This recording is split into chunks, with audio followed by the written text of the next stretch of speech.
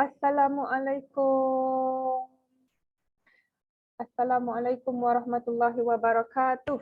Selamat hari Jumaat. Salam Jumaat. Salam 6 Ramadan insya-Allah. So, lama ni tak live ni. Okey, silakan Fatin. Okay, Assalamualaikum semua.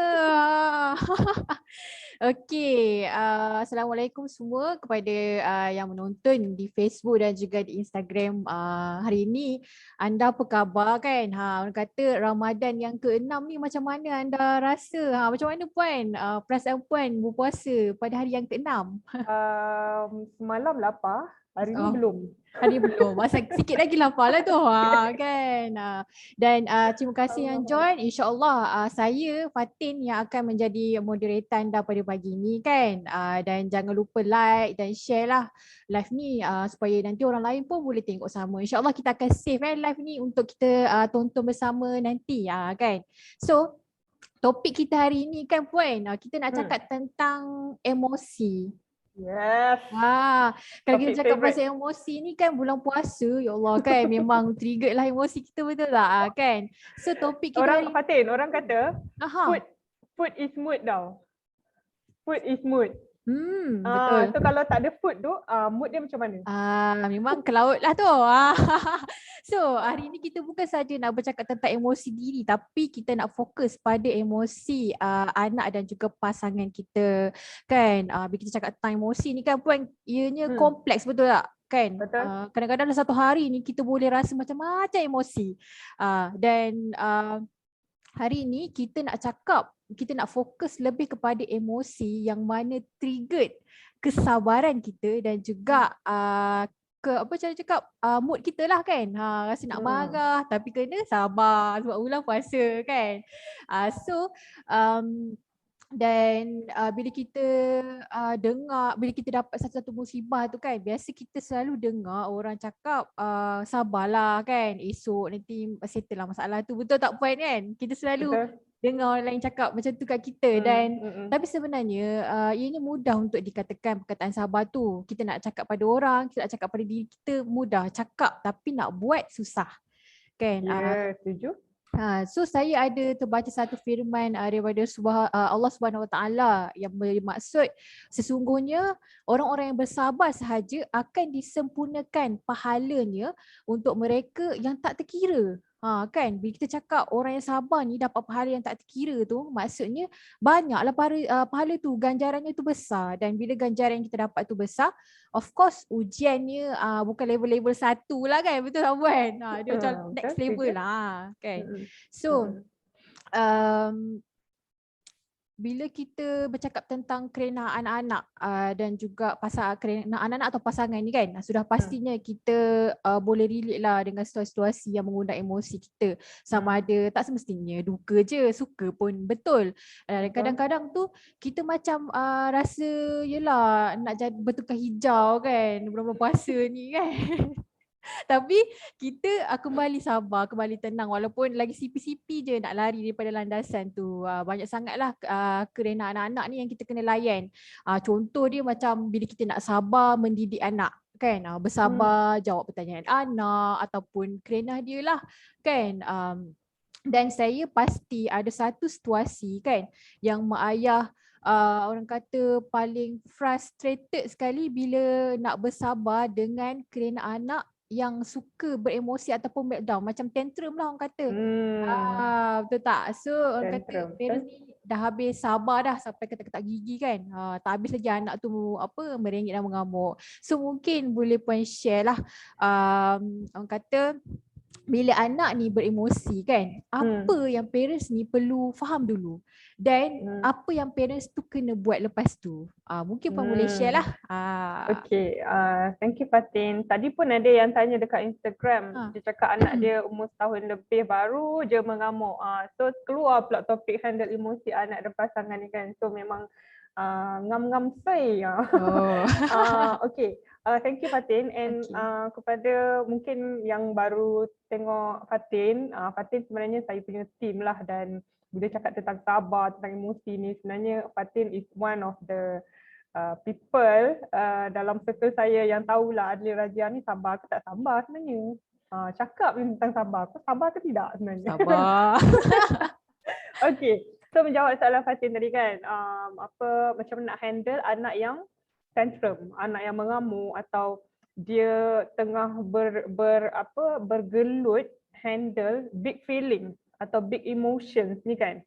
So satu benda yang kita kena tahu adalah otak anak ni masih under construction. Yang ini dah ramai pakar perkembangan kanak-kanak dekat luar sana ulang benda yang sama, iaitu otak anak masih under construction. Dan bila otak anak ni nak siap? Umur 25 baru siap. Umur 25 baru siap. Umur Fatin berapa Fatin? 28 kan? Saya dah siap dah otaknya. Dah siap lah. Baru 3 tahun siap lah. Betul. Okay, baru siap.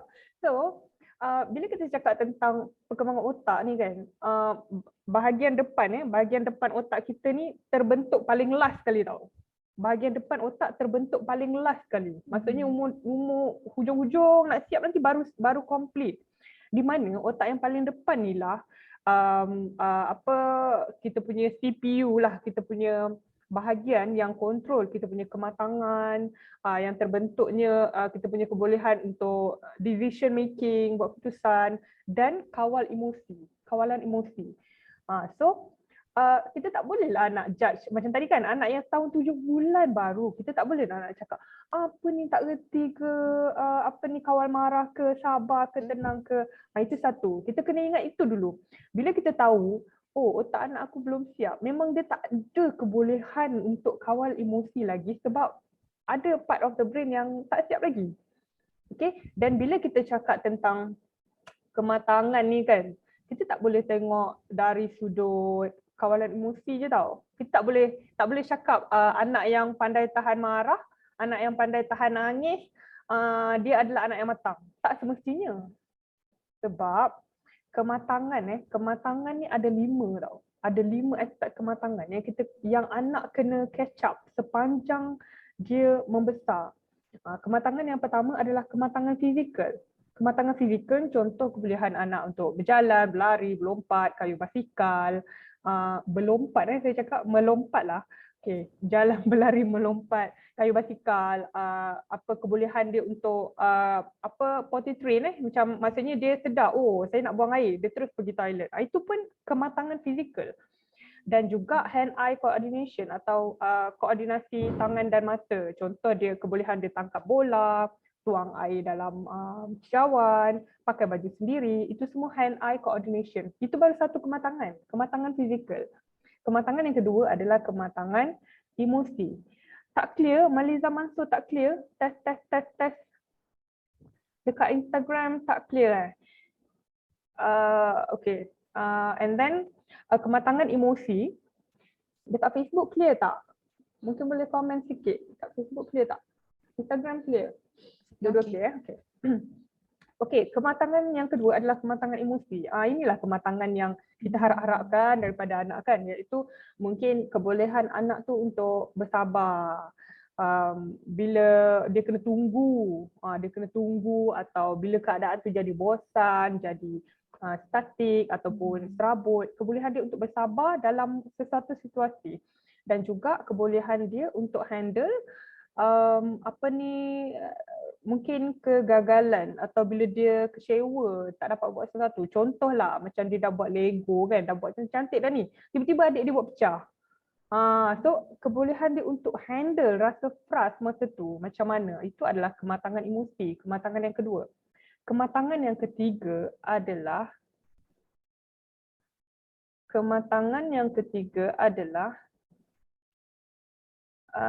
kita ada gangguan ke dekat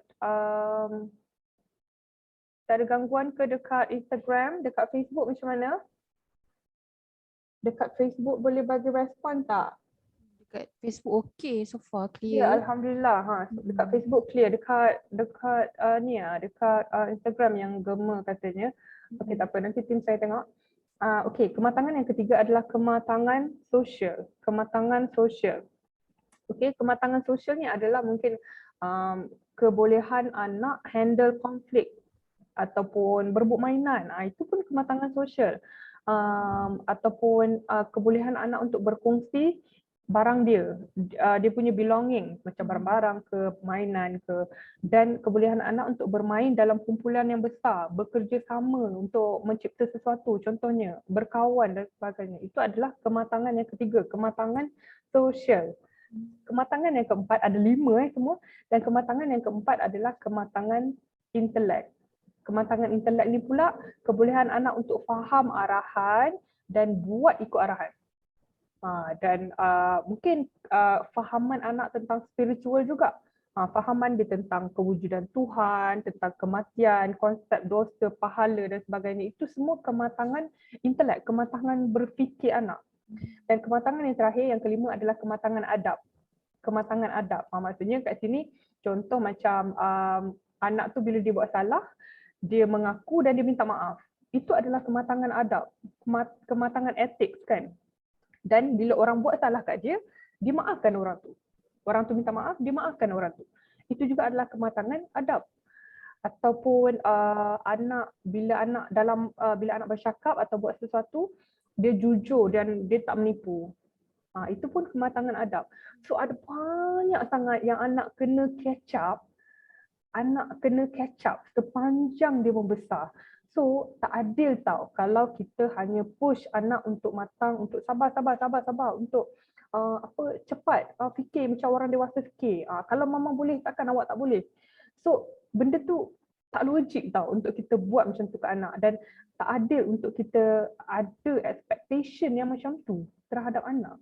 Sebab ada banyak sangat kematangan yang anak perlu catch up sepanjang dia membesar. Jadi kita perlu bagi ruang lah. Kena bagi ruang. Dan jangan terus assume anak ni boleh bertindak macam orang dewasa. Maksudnya react macam orang dewasa. Atau kalau dia bergaduh tu kan, kita pula cakap macam, alah relax lah, kongsi lah. Kenapa tak nak kongsi? Faham tak? Mereka tak ada kemahiran untuk berfikir macam kita. Kita yang dewasa ni pun kadang-kadang mengamuk tak tentu pasal kan. Betul. So betul kan Fatin? Betul. Kau dah tentap ke betul? So every time anak mengamuk ke buat perangai ke apa, tak reti handle emosi ke apa, kita cakap kat diri sendiri. Bukan cakap kat dia. Cakap kat diri sendiri, kita cakap otak anak aku sedang berkembang. Okey, benda yang buat anak stres sekarang sebenarnya sedang bina kematangan dalam diri dia. 5 kematangan tadi. So semua benda yang anak mungkin stres, yang mungkin buat anak mengamuk apa semua tu tengah bina kematangan dalam diri dia. Okay? So yes, itu sahaja dulu untuk soalan yang pertama. Okey, Puan, macam Puan dah cakap tadi tentang 5 kematangan kan anak yang akan capai. Maksudnya kat sini anak akan unlock satu-satu ataupun mungkin dia berbeza ke ikut kanak-kanak? Mungkin ada anak yang dia cenderung ke kematangan betul. yang lain ke ataupun dia boleh dapat semuanya serentak ke macam mana? Dia berlaku seiring, tapi mana satu yang lebih banyak, mana satu yang sikit, mana satu dulu, mana satu kemudian tu berbeza-beza ikut anak. Dia sebenarnya macam kita lah Fatin. Macam kita dengan adik-beradik kita berbeza. Maksudnya kebolehan berbeza, minat berbeza, pengalaman berbeza, cara didikan parents, walaupun kita dari parents yang sama, cara didikan berbeza tau. Sebab parents waktu anak pertama, ilmu dia macam tu. Mungkin anak kedua ilmu dan pengalaman dia lain sikit. Dah berkembang sikit. Anak ketiga ilmu dia lagi berkembang atau dia punya chill tu mungkin lebih chill kan. So berbeza. Dan itu semua tu mempengaruhi kematangan anak, perkembangan kematangan anak tu. Ada yang tanya kat sini Fatin, kematangan nombor 1 tadi apa? Kematangan fizikal. Yeah. Boleh tengok balik nanti, kita akan save live ni insyaAllah. Betul. Okay. So maksudnya kat sini sebelum ibu ayah tu kata nak tantrum sama kan dengan anak, so kita kena faham dulu apa yang menyebabkan anak ni dia beremosi ataupun dia dia macam merengek atau meragam, mesti ada sebab dia kan. So itu adalah mindset kita kena set set dulu sebelum kita nak judge ataupun labelkan anak kita. So soalan kedua ni, macam okay, kita tahu kan mendidik ni bukan perkara yang mudah, mendidik anak kan. Yep. So contohnya kita dah ajar anak kita ni tentang potty training lah kan. Dah sebulan ni kita ajar kan, tapi dia tak pandai-pandai juga nak buang air kecil dalam tanpa pampers. So kalau macam anak mak ayah yang ada anak yang besar sikit tu, kita ajar tentang sifir, anak tak faham, tak hafal lagi kan. So saya nak minta Puan share apa learning point yang Puan belajar semasa Puan besarkan Haikal berkenaan dengan usaha kita ni mendidik anak, namun ianya belum berhasil seperti yang kita nak kan. Apa yang saya faham, kita as a parents ni sebenarnya dah bagi yang terbaik dah kan. Dan kita juga sebenarnya tahu anak ni dia berbeza. So mungkin Puan boleh share lah apa yang Puan faham sepanjang journey Puan. Okay, apa tu, okay, cuba kita bayangkan kalau kita sendirilah, kita nak belajar, let's say kita belajar something new contoh kita belajar bahasa Jepun. Kita nak belajar bahasa Jepun selama ni 30 tahun hidup kita tak pernah cakap bahasa Jepun. Tiba-tiba kita nak belajar bahasa Jepun. Senang ke susah? Susah, tergilat-gilat. Susah. Yang kedua, emosi cikgu tu, cara cikgu mengajar, emosi cikgu tu mempengaruhi tak apa yang kita nak belajar ni? Kita nak belajar bahasa Jepun ni. Kita punya sensei kan, cikgu Jepun tu mempengaruhi ke tak? Of course mempengaruhi. Kalau kita, of course, apa yang anak belajar, macam mana anak ni absorb dan cepat mana dia tangkap, macam mana dia tangkap apa yang kita ajar tu dipengaruhi oleh cara kita ajar, emosi yang kita tunjukkan. Cuba bayangkan kalau kita punya cikgu tu yang nak ajar bahasa Jepun tadi tu marah-marah, cakap banyak kali tak reti-reti, kita rasa apa? Of course kita give up. Of course kita rasa macam tak payahlah cakap Jepun macam tu kan. Atau kalau cikgu kita cakap kamu ni ajar banyak kali pun tak dapat, tak payahlah, saya tak nak ajar kamu dah. Kita rasa apa? Of course kita rasa down, kita rasa macam kita rasa useless, rasa macam tak berguna, rasa tak boleh diharap, tak ada harapan dan sebagainya kan. So itulah juga yang anak rasa kalau kita cepat sangat give up, walaupun dah ajar banyak kali tapi tak faham. Contohlah macam kita nak potty train kan, dah banyak kali dah terbabas juga, mama cakap pergi toilet bukan kencing atas kapet, contohlah kan. Tapi itulah dia, anak punya satu kematangan tadi kan, kebolehan dia nak absorb, faham arahan dan buat ikut arahan, itu perlu ambil masa. Dan kita kena ingat dalam apa pun keadaan sebenarnya, dalam apa pun, dalam keadaan anak mengamuk tadi ke, dalam keadaan kita nak mendidik anak sesuatu yang baru ke dalam kita nak fahamkan anak tentang sesuatu kemahiran ke, orang yang perlu tenang, sabar, konsisten adalah kita, bukan anak. Okay, ingat yang tu. Dan bila dah jadi parents ni kan, ada banyak tau keadaan kita perlu bersabar. Ada banyak keadaan kita perlu bersabar dalam mendidik anak ni. Yang pertama adalah kita kena sabar dalam mengajar anak sesuatu. Sabar dalam mengajar anak sesuatu. Ilmu ke, kemahiran ke. Sebab satu benda yang kita kena faham, kewajipan kita sebagai ibu bapa, kewajipan kita adalah mendidik. Mendidik ulang sejuta kali, mendidik. Nak didik benda sama pun anak tak faham, ulang sejuta kali. Sebab yang fahamkan anak, yang gerakkan anak untuk ikut ataupun tidak, bukan kita. Bukan kita. Itu out of kita punya power. Tapi Allah yang gerakkan, yang faham, beri kefahaman pada anak, yang gerakkan anak untuk ikut apa yang kita ajar tu adalah Allah. So kewajipan kita hanya mendidik dan ulang-ulang didik. Okay? Dan nanti Allah tak tanya tau, Allah tak tanya kita, anak ikut ke tak apa kau ajar. Anak tak tanya macam tu. Tapi Allah tanya sejauh mana usaha kita dalam mendidik tu. So ni kan bulan Ramadan ni kan, mungkin kita boleh tengok lah, kita boleh ingat balik lah kisah Contohnya macam Nabi Nuh kan, Nabi Nuh 450 tahun dia didik umat dia, baru seorang yang ikut. Baru seorang yang tangkap apa yang dia ajar tu. Dan lepas hampir 1000 tahun, hampir 1000 tahun mendidik, anak dan isteri dia pun tak nak ikut cakap. Anak dan isteri dia sendiri ikut, pun tak ikut cakap dia.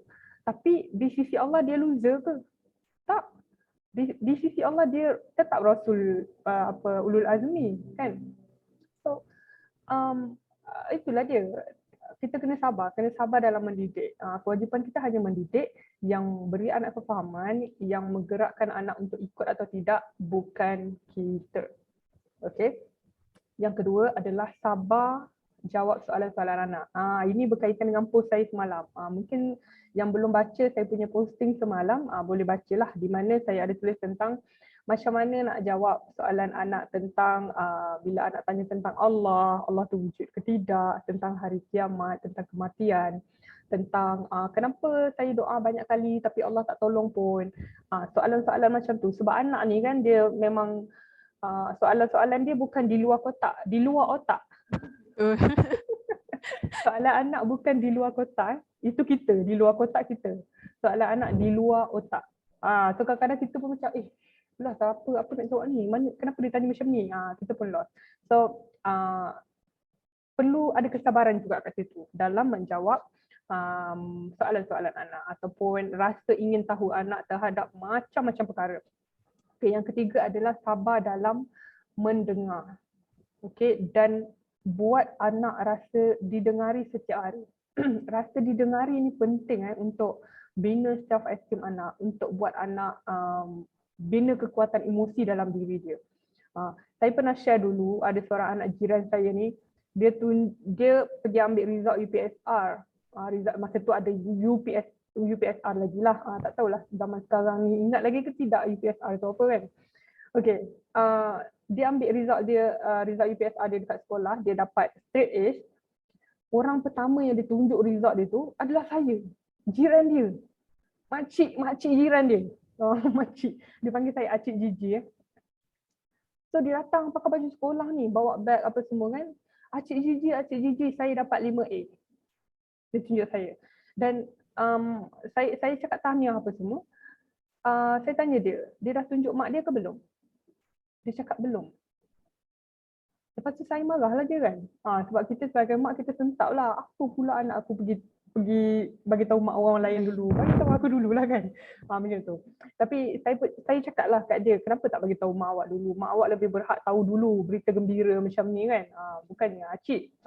So jawapan yang dia bagi tahu saya lepas tu sampai hari ni saya ingat, budak tu cakap, tapi mak saya tak pernah dengar saya macam mana Acik Gigi dengar saya.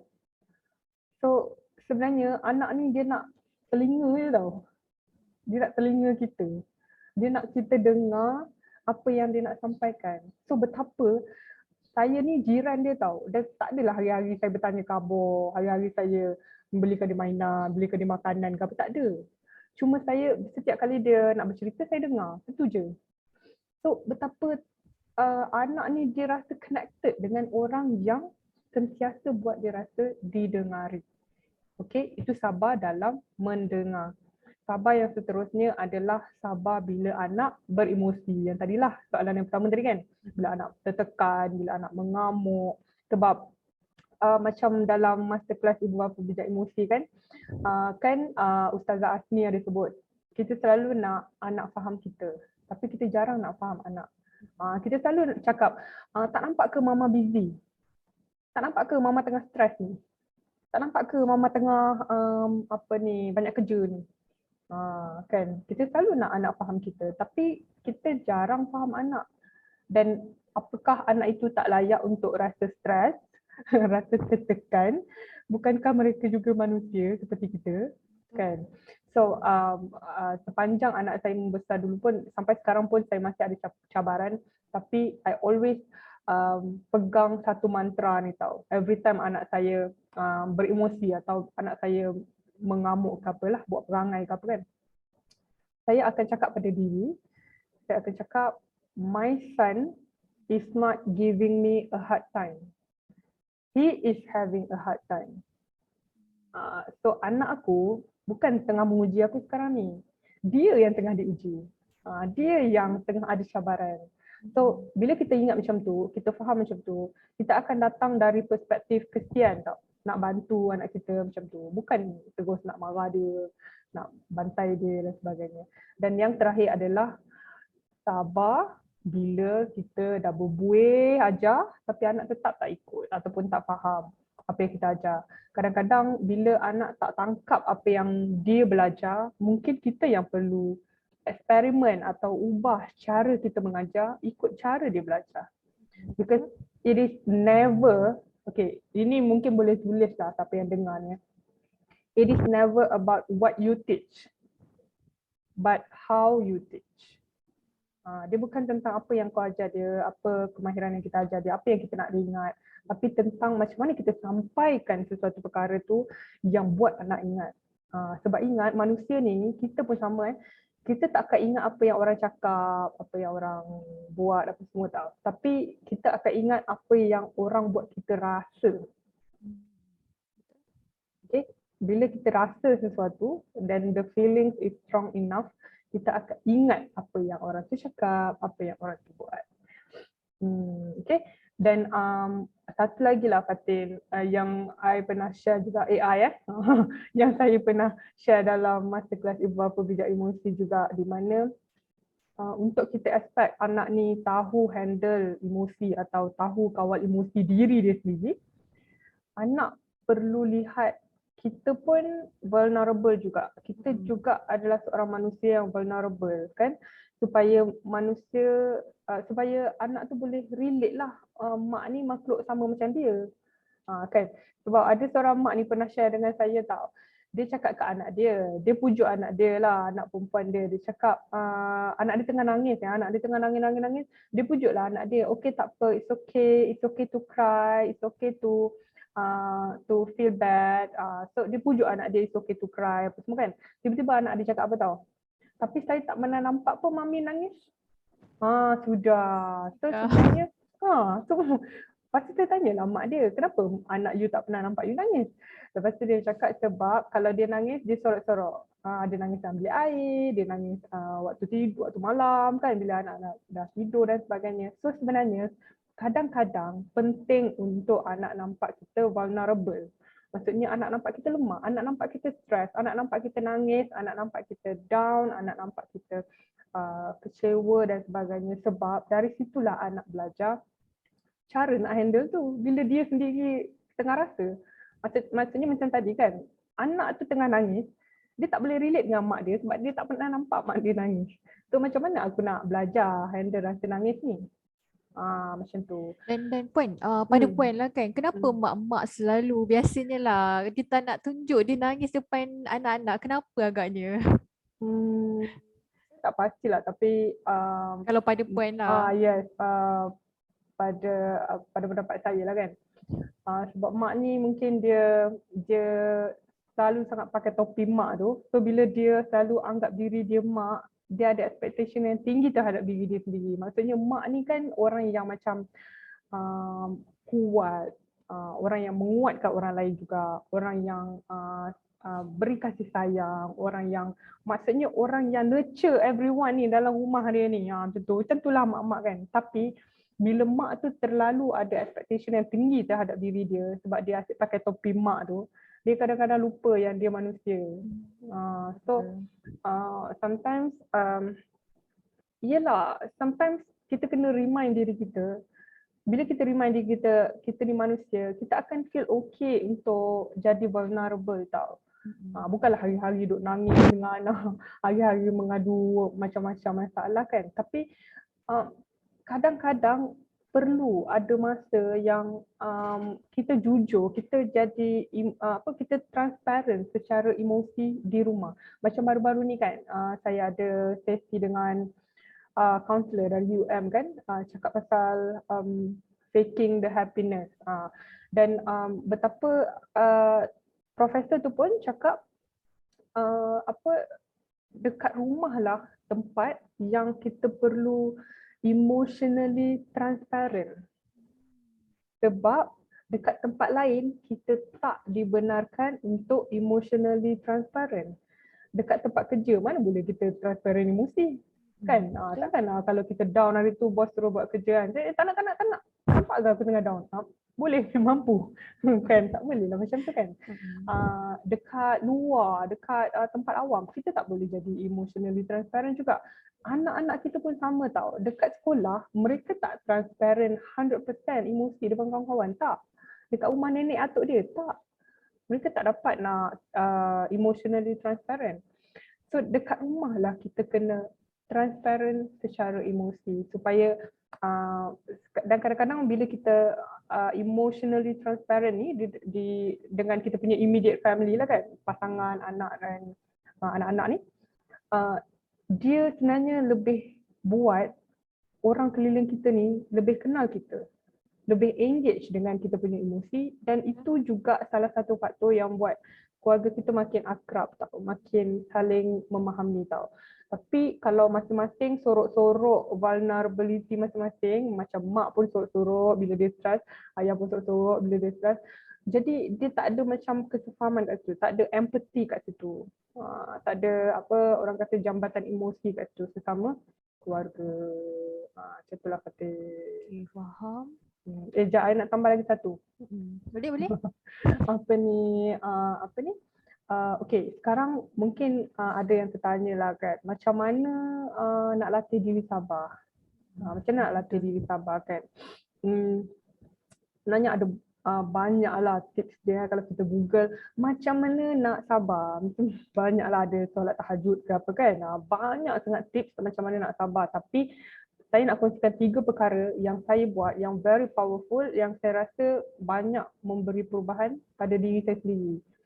Yang pertama adalah mindfulness dalam solat. Waktu kita solat fardu tu, kita betul-betul mindful. Maksudnya masa kita sujud, kita rasa dua-dua tapak tangan kita dekat sejadah, dahi kita dekat sejadah, kita rasa.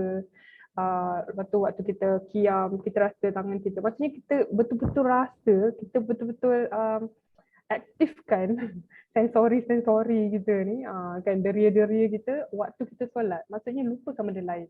Practice mindfulness dalam solat, itu yang pertama. Yang kedua adalah saya teringat Prof. Muaya pernah cakap dan saya amalkan benda ni since saya dengar Prof. Muaya cakap. Dia kata kadang-kadang kita stres sebab kita banyak sangat tunduk, banyak sangat tengok keliling. Kita jarang dongak ke langit. Sebab pernah tak kita tengok langit dan kita stres? Jarang lah untuk kita tengok langit lepas tu kita stres, terus kita nampak macam-macam. Tak, sebab langit ni dia ada macam kita tengok laut lah kan, macam ketenangan dia, kelapangan dia yang macam yang masuk dalam diri kita tau. So practice dongak ke langit lah, maksudnya tengok langit selalu untuk kita tone down kita punya stres, untuk kita sedut kelapangan langit tu dalam dada kita, insya-Allah. Dan last kali ialah be mindful dengan apa yang you feed yourself every day. Sebab kadang-kadang kita panas baran ni bukannya sebab kita panas baran atau kita jadi marah-marah, kita tak boleh kontrol emosi ni, bukannya sebab banyak sangat benda yang masalah kita, tapi sebab kita consume banyak sangat tau. Kita consume banyak sangat benda, macam peperangan kat luar negara mana-mana pun kita affected, atau kat kampung mana-mana pun yang tak ada kena-mengena dengan kita pun kita affected sebab we consume too much. So dia jadi macam dia develop macam anxiety kan dalam diri kita, because I believe apa yang masuk dalam mata dan telinga kita setiap hari itulah yang membentuk diri kita. Dan cara kita layan anak ni memang itulah kita yang sebenar-benarnya. Mungkin depan live macam ni kita ayu kan, sopan, santun, cakap lemah lembut. Depan anak tak mungkin kita cakap macam ni. Kan? Okay. Dan saya tertariklah dengan poin-poin yang puan cakap bila kita mendidik anak ni, apa yang kita kena buat dulu adalah tenang, sabar dan juga kena konsisten. Sebab kita tak boleh nak cakap dengan anak sekali je dia dah terus pandai. Kita kena ulang benda yang sama kan. Lepas ni kita kena hilangkan mindset kita yang kita selalu kata anak ni mulut dah berbuih tapi tak dengar-dengar. Itu kita kena ubah mindset kita yang tu. Dan saya juga setuju dengan poin-poin yang puan cadangkan, 3 tips macam mana kita nak macam praktis sabar semua tu kan. Dan saya setuju juga yang puan cakap, kita kena tengok apa yang kita feed diri kita setiap hari. Sebabnya kan saya boleh relate lah dengan diri saya bila dunia sekarang ni di hujung jari. Kita mudah nak dapat semua benda dan benda tu juga mudah untuk trigger kita punya emosi kan. So kita kena tengoklah apa yang kita consume setiap hari. So kita moving on dengan soalan seterusnya. Bila kita bercakap lah kan puan, tentang, kita sebut tentang keluarga. Dalam keluarga tu siapa yang ada? Mestilah kita ada suami isteri, pasangan kita kan, ada anak-anak. Dan selain kerana anak-anak ni kan yang trigger kesabaran kita, sebenarnya pasangan kita juga kan dah trigger kita punya kesabaran. So dekat sini kita tak naklah nak bahas kan siapa yang salah ke, siapa yang betul ke kan. Sebab saya percaya ketidaksempurnaan dan kekurangan ataupun kelebihan pasangan kita itulah menjadikan siapa diri mereka dan siapa diri kita kan. InsyaAllah ada hikmah lah semuanya tu. Dan antara cabaran yang kita selalu hadapi dalam rumah tangga, mungkin masing-masing ni sebenarnya masih kabur ataupun tak ada hala tuju yang sama. Contohnya dalam mendidik anak ataupun kita nak tetapkan parental rules apa yang kita nak guna atau style apa yang kita nak approach anak ni atau apa yang kita nak capai, apa keutamaan kita dalam keluarga. Semua tu kadang-kadang kita masih kabur dan tak bincang pun dengan pasangan kita kan. Orang kata alignment dalam hubungan tu masih tak sama lagi. So mungkin puan boleh share lah apa yang kita boleh tetapkan ataupun bincangkan dengan pasangan kita supaya kita ada persefahaman dalam menuju tujuan yang sama sebagai suami isteri dan juga ibu bapa. Itulah ramai juga suami-suami atau isteri-isteri yang tampil dan share dengan saya betapa pasangan ni pun adalah salah satu cabaran dia juga kan. Sebab macam mana yang saya sebutkan dalam masterclass urus fokus, sorry sayang mama papa busy hari tu kan, cuaca seorang isteri ni mempengaruhi cuaca di rumah, dan cuaca di rumah ni lah yang membentuk peribadi seorang anak. Dan sebenarnya siapa yang mempengaruhi cuaca isteri ni? Apa yang menentukan cuaca isteri ni ribut ke, panas ke, pelangi ke apa? Jawapannya adalah cuaca suami dia. Nak ke tak nak, percaya atau tidak, kita sebagai isteri, kita dipengaruhi oleh emosi suami kita. Sebab kita adalah makhluk emosi, perempuan adalah makhluk emosi. Dan suami ni walaupun dia macam tak buat apa-apa, tapi dia tetap mempengaruhi emosi isteri. Jadi kat sini penting untuk ada wujudkan kesefahaman ataupun macam betapa penting untuk suami isteri ni sekepala, sehaluan, satu hala tuju dalam sebuah keluarga, especially dalam nak membina anak-anak lah, membentuk anak-anak dan sebagainya. Dan ada juga suami isteri yang suka menyalahkan satu sama lain tau. Ini banyaklah saya jumpa. Bila ada benda yang tak kena dekat anak, mulalah saling menyalahkan atau ni anak suka marah-marah ikut perangai awak lah ni.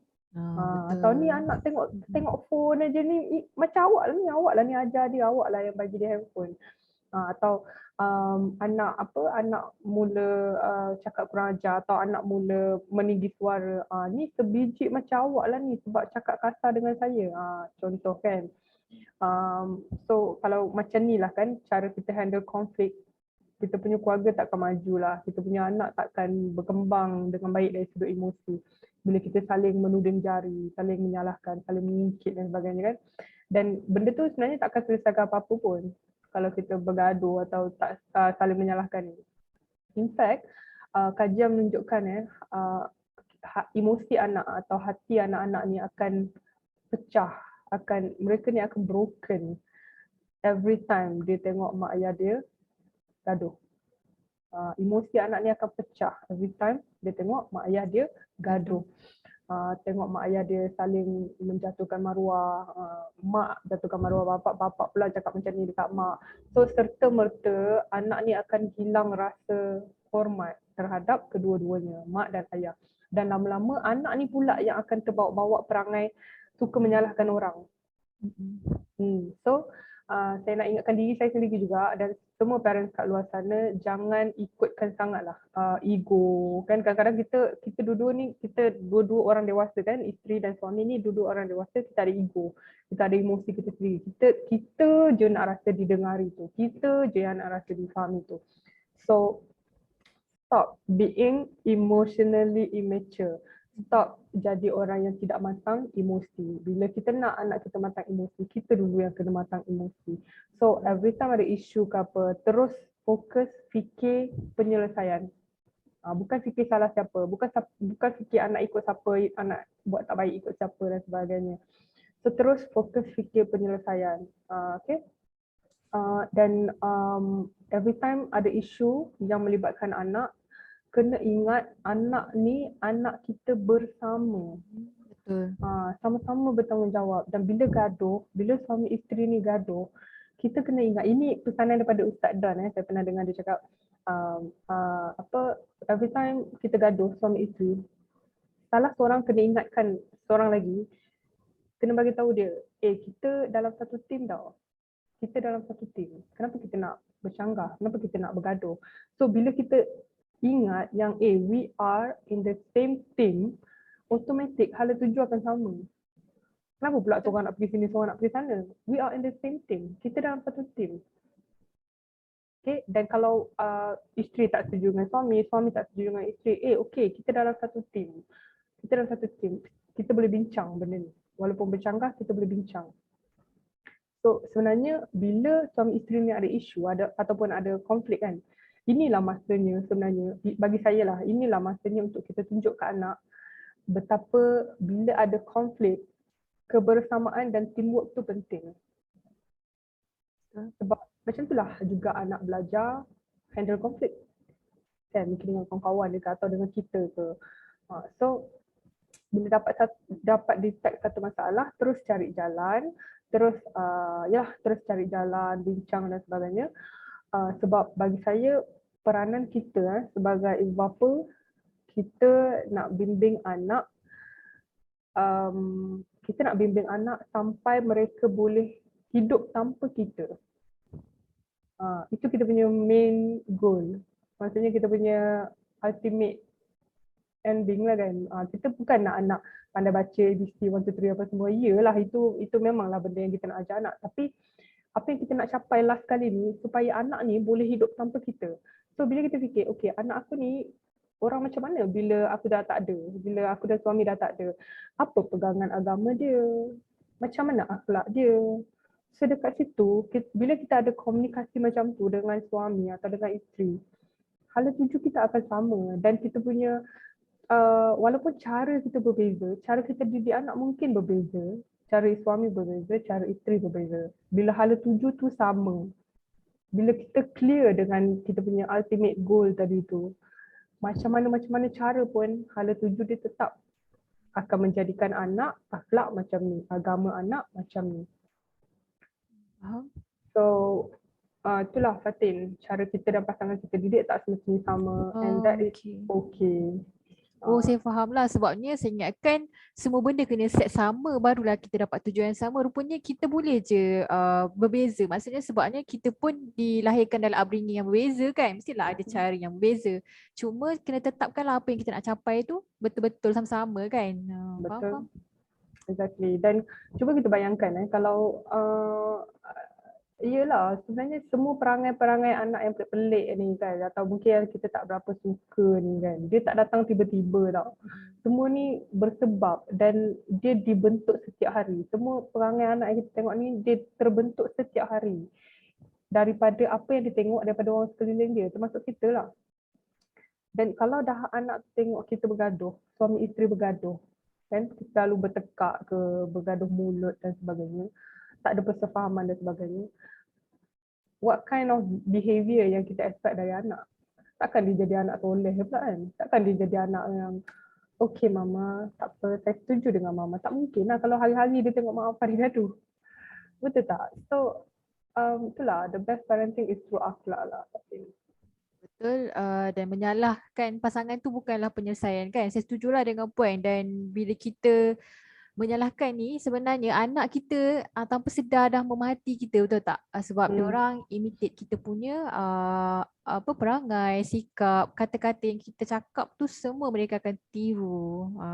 Kan. Macam Cik Ali cakap, Cik Ali Muhammad Ali Pandu cakap, buang istilah ketua kalau nak buat sesuatu keputusan dalam rumah tangga. Persetujuan bersama yang paling penting. Kalau ada anak pun kena ambil kira pendapat mereka sebab diorang juga ada kemahuan sendiri. Sambil-sambil mengajar anak berbincang dalam buat keputusan. Betul.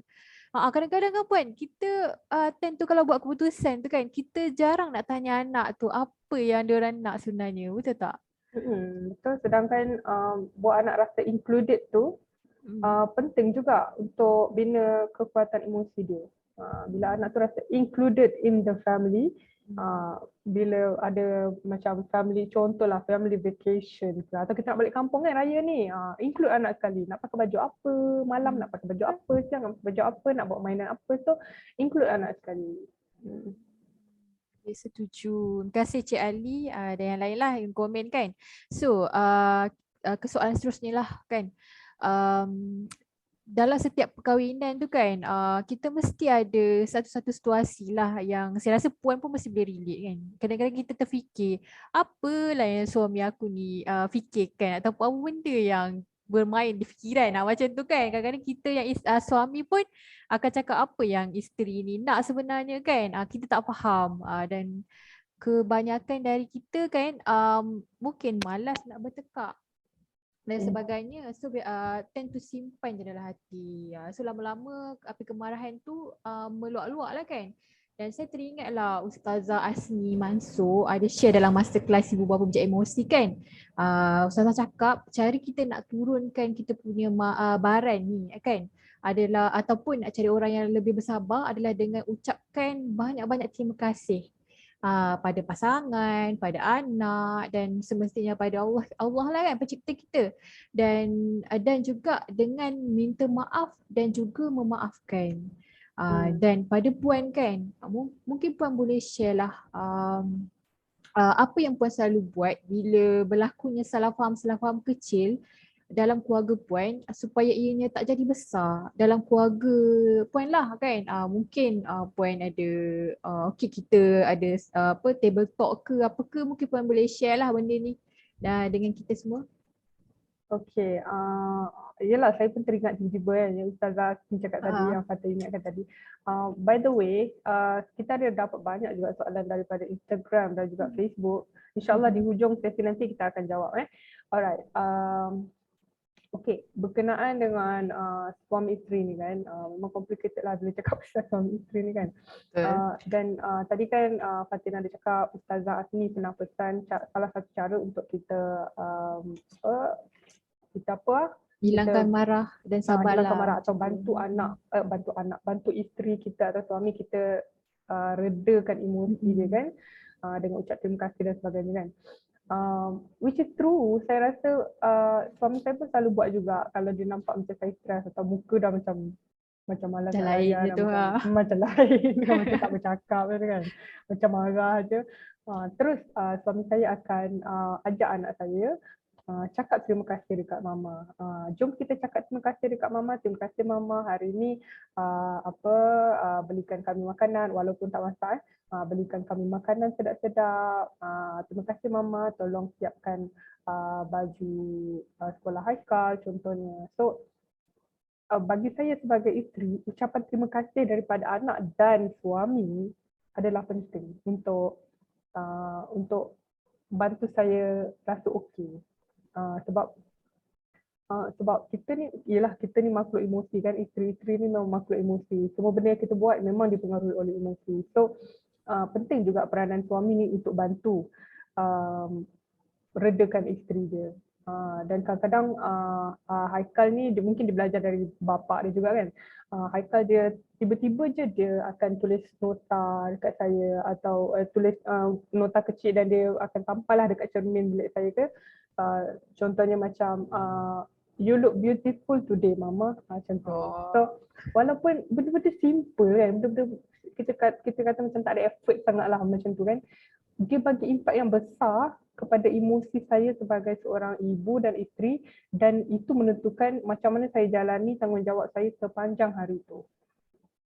Dan iyalah, dan isteri kita tak boleh nak selfish kan, kita kenalah fikirkan suami kita juga. Suami kita pun manusia juga yang perlu dihargai, yang perlu ditunjukkan sokongan.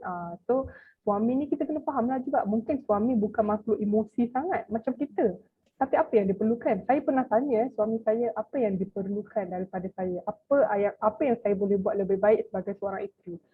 Ada beberapa perkara lah yang suami saya sebut. Salah satunya adalah kerjasama. Isteri ni dia selalu rasa diri dia pin control lah. Dia nak kontrol semua benda dalam rumah. Dia nak decide pakai baju apa, dia nak decide makan kat mana, makan apa, semua dia nak decide. Langsir warna apa, semua dia nak decide. Seolah-olah suami ni kena ikut je. Tapi apa yang suami harapkan adalah kerjasama. Maksudnya apa yang isteri ni nak, bagi tahu suami supaya dia boleh libatkan diri dia dalam menghasilkan sesuatu. Contohnya macam contohlah kita nak balik kampung kan, nak balik kampung ni. So kita lah nak decide semua, nak organize everything. Why don't kita libatkan suami? Kita cakap, okay boleh tak abang tolong part ni, saya buat part ni. So sebenarnya suami ni perlu rasa involved, perlu rasa included dalam apa yang isteri rancang. Itu salah satu benda yang suami saya mention. Dan yang kedua adalah suami, apa yang suami saya cakap, dia nak, kalau boleh dia nak sentiasa rasa keberadaan isteri di rumah. Maksudnya kalau dia dekat rumah lah. Kalau dia dekat rumah, dia nak rasa keberadaan isteri tu. Walaupun contohlah, memanglah isteri tu ada kat dalam rumah. Kadang-kadang isteri tu ada satu rumah sepanjang hari, suami isteri dalam satu rumah, tapi tak rasa keberadaan tu. Contohnya macam suami dekat tingkat atas, isteri kat bawah tengah masak. So tak rasalah keberadaan kan. So apa yang suami-suami ni nak selalunya, contohlah suami makan. So dia nak isteri dia duduk dekat sebelah. Bukan tak payah makan sekali pun, tak nak makan tak apa, duduk je kat situ. Duduk je kat situ. Tak payah layan, tak payah tuang air, tak payah tuang nasi, tak payah. Duduk je kat situ. Duduk je kat situ. Ataupun suami dia, macam suami saya dia suka main gitar, lepas tu kadang-kadang dia main drum, drum kat belakang tu. Kan. Kadang-kadang dia main drum. So every time dia kira dia punya me time lah kan, suami-suami punya me time lah, nak main gitar ke, nak main drum ke. Tapi dia suka saya ada kat situ. Kadang-kadang kita tak enjoy pun, kadang-kadang kita macam apa lagu apa dia main ni, tak tahu pun. Betul. Kan? Tapi sebagai suami, dia sangat happy kalau isteri dia ada dekat situ. So, dan satu lagi perkara yang suami saya sebut, yang saya ingatlah sampai sekarang, dia kata ni every time kami ada konflik ataupun kami ada macam pergaduhan ni kan, biasalah suami isteri ni hari-hari gaduh, itu rutin harian. Okay, dan every time ada konflik, suami saya akan cakap, kita tak selama-lamanya akan bersama. Satu hari nanti kita pasti berpisah, pasti. Kita pasti berpisah. So macam mana buruk pun satu-satu keadaan, kita sebagai suami isteri ni kan, biasalah bila bergaduh tu semua benda buruk kan, semua benda buruk, semua benda tak baik, semua benda tak best. So every time jadi macam tu, ingat balik beribu-ribu nikmat yang Allah dah bagi melalui perkahwinan ni. So kita tak nak jadi orang yang kufur dengan semua nikmat tu, semua nikmat yang Allah bagi tu melalui perkahwinan ni. So kita sebagai isteri lah, kita orang yang mungkin mungkin macam saya lah. Saya ni cepat mengungkit tau kadang-kadang. Macam kita cakap macam yelah kita yang mengandungkan, yang melahirkan apa semua kan. Itu je lah, memang suami kalah lah kan. So maksudnya kita ni cepat sangat nak mengungkit ataupun nak ingatkan kebaikan kita dan nampak keburukan orang lain, keburukan pasangan. Which is benda tu saya rasa mengeruhkan lagi keadaan. Saya teringat Ustaz Abi Liu pernah sebut segemuk-gemuk ikan dekat laut pasti ada tulang dia. Sekurus-kurus ikan yang banyak tulang pasti ada isi dia. So macam itulah kita kena tengok pasangan. Maksudnya terburuk dia pun buruk lah macam mana pun mesti ada yang baik. Kalau masa tu kita nampak semua yang baik-baik, kita kena waspada juga, pasti ada perkara-perkara yang kita tak suka. So macam itulah kata. Setuju. Dan lepas ni kan, mungkin yang menonton ni boleh take note lah kan. Mungkin boleh tanya pasangan masing-masing apa yang saya buat ataupun saya buat yang awak suka atau tak suka kan. So dekat situlah kita boleh tahulah apa yang patut kita buat, apa yang patut kita tak perlu avoid. Dan bila kita dah tahu, kita pun bagi tahulah apa yang kita nak dan tak nak juga kan. Dan saya pun tertarik dengan poin cakap pasal sebenarnya kita ni tak memiliki apa-apa lah kan. Maksudnya suami kita bukan milik kita juga, isteri kita bukan milik kita, anak-anak kita pun bukan milik kita. So kita kena hargailah pinjaman Allah ni yang bagi dekat kita sementara ni pada dunia ni kan. Hargailah apa orang kata, walaupun kelemahan dia, kekurangan dia atau kelebihan dia, semuanya milik kita lah kan. Dan mungkin kita nak tengok ke Puan komen dekat Instagram ke? Boleh dekat Instagram. Saya nampak soalan dekat Instagram tadi. Kat Facebook pun kalau ada soalan boleh tanya, insyaAllah. Kita pun dah sejam yang ni live. Saya plan dengan Fatin 20 minit je. Fatin 20 minit je, saya tak ada masa. Itulah. Okey Puan, saya dah dapat satu soalan ni. Daripada macam nak sebut ni pada Mai Zatul kot sebutannya. Okey. Soalannya macam mana cara betul nak bagi tahu anak ataupun pasangan lah yang kita ni tengah marah kan. Contohnya dia tolak pinggan ke bawah sebab saja nak main. Kalau tak marah dia akan rasa benda tu betul, boleh buat next. So untuk anak lah ni maksudnya kan. Macam mana kita nak cakap dengan dia, mama tak suka awak buat macam ni. Contoh dia buat perangai kan. Macam mana kita nak bagi tahu anak tu? Okey, kat sini tak ada pula mention umur anak dia berapa. Kalau anak dia 9 bulan mungkin tak sengaja lah. Kalau anak mungkin setahun ke kan, mungkin tak sengaja lah, ataupun mungkin dia just nak bereksperimentasi dengan apa di sekeliling dia kan. So kita tak boleh lah nak cakap macam kenapa buat macam tu, tak boleh lah, sebab mungkin dia itu first time dia buat atau dia nak bereksperimentasi dengan perkara sekeliling dia. Tapi kalau anak tu mungkin dah besar atau buat benda tu dengan sengaja, satu, mungkin itu adalah salah satu cara dia protes atau salah satu cara dia mengekspresi emosi dia. Mungkin dia pun tengah marah. Mungkin dia pun tengah marah dengan somebody else atau dia tengah fed up, dia buat mainan atau lukisan dia tak jadi dan sebagainya. So itu mungkin salah satu cara dia mengekspresi emosi dia, dan mungkin masa tu dia tak jumpa perkataan yang tepat untuk express emosi tu, jadi dia tolak pinggan. Saya tak tahu ini adalah kebarangkalian. Okay. Yang kedua adalah mungkin dia sengaja buat perkara macam tu sebab dia tahu bila dia buat macam tu mak dia akan tengok dia. Ni saya pernah dengar daripada seorang pakar psikiatri di mana ada kes yang anak dia memang sengaja buat perkara-perkara yang macam ni lah, macam baling pinggan ke atau pecahkan sesuatu dan sebagainya, sebab mak dia jarang sangat tengok dia. Dan dia perasan kalau dia buat sesuatu yang mak dia marah, mak dia akan tengok dia. So bagi dia, kemarahan mak dia tu adalah perhatian yang mak dia bagi pada dia. So janganlah sampai macam tu sekali. Saya harap tidaklah, keadaan tu bukan yang berlaku pada puan yang bertanya ni lah kan. Tapi itu boleh berlaku di mana anak buat sesuatu untuk paksa kita bagi attention pada dia. Walaupun waktu tu kita marah, kenapa buat macam ni, kenapa pecahkan pinggan dan sebagainya. Tapi apa yang anak faham adalah, oh, mak tengah tengok aku. Mak tengah tengok aku. Dan itu yang anak nak sebenarnya. Parents tengok dia. Dia nak dilihat. Okay. Dan yang seterusnya, ini yang basic lah, yang selalunya, okay, kalau anak tu terpecahkan pinggan dan kita marah dan kita tak suka anak buat perkara tu, dan kita nak bagi tahu macam mana kita nak bagi tahu anak yang kita tengah marah. Yang pertama adalah kita bagi tahu dia mama marah. Namakan emosi sangat penting. Namakan emosi sangat penting. Bagi tahu dia mama marah, kamu pecahkan pinggan. Mama marah, kamu pecahkan pinggan. Okey, macam itulah cara dia. Kalau kat sini dia cakap kalau tak marah dia akan rasa benda tu betul. Kalau kita bagi tahu macam tu dia tak akan rasa benda tu betul.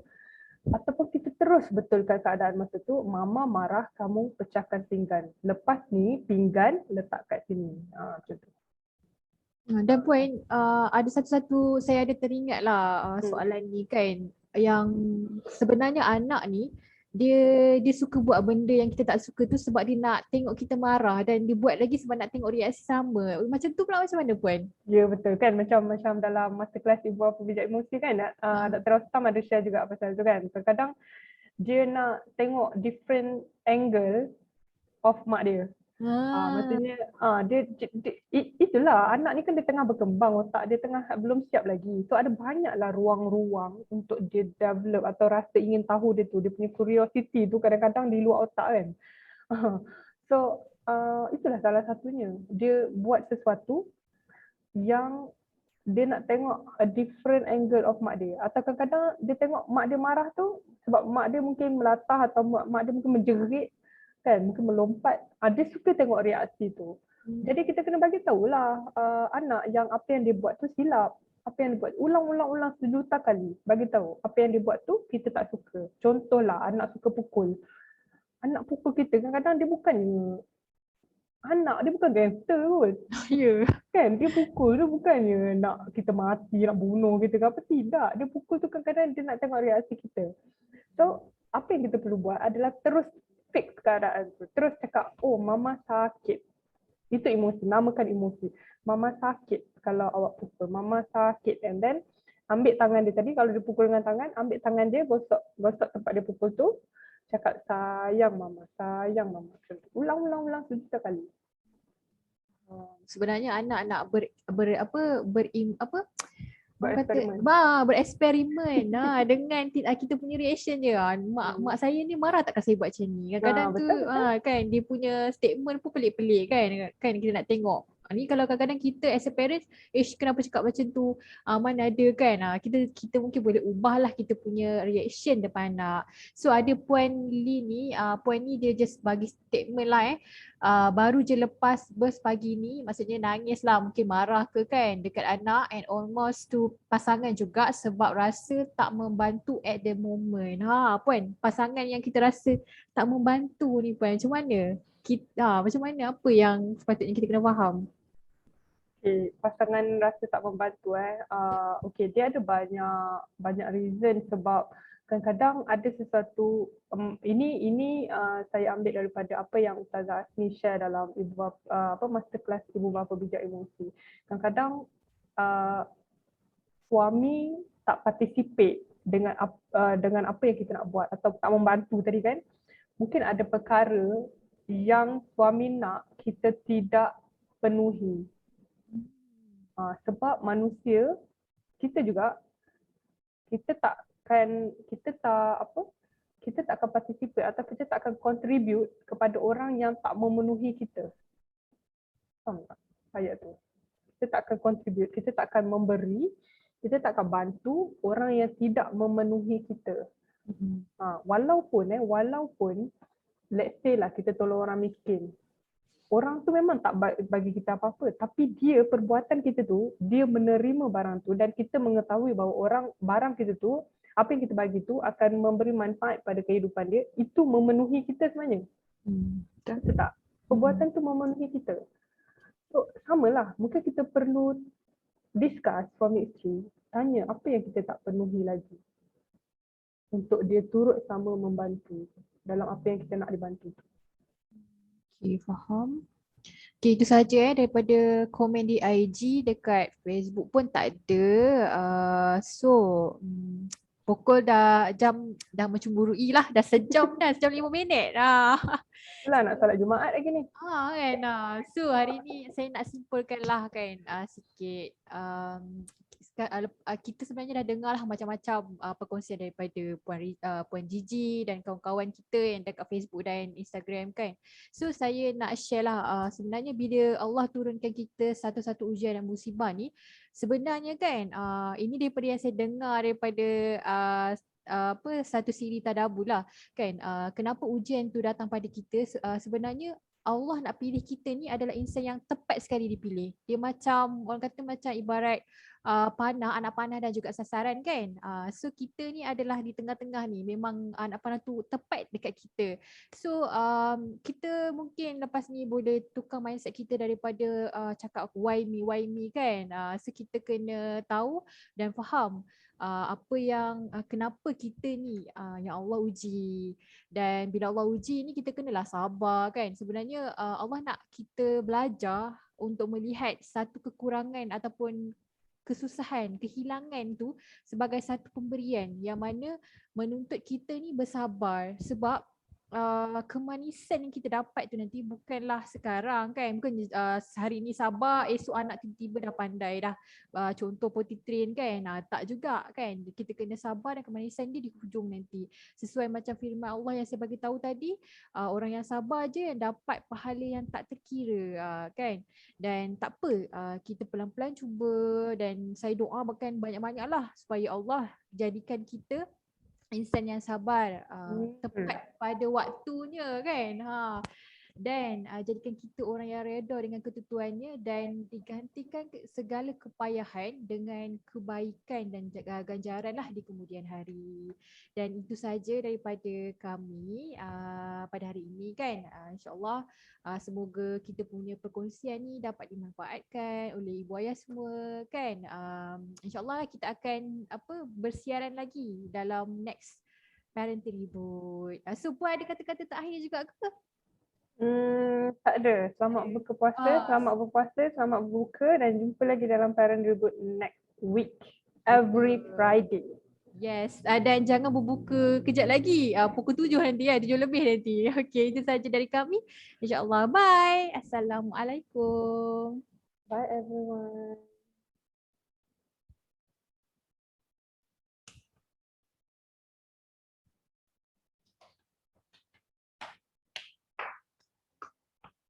Syazah tengok tak dekat Facebook?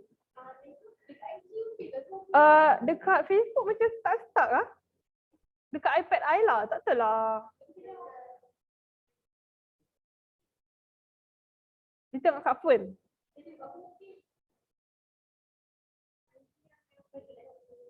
I rasa mic you tak function lah.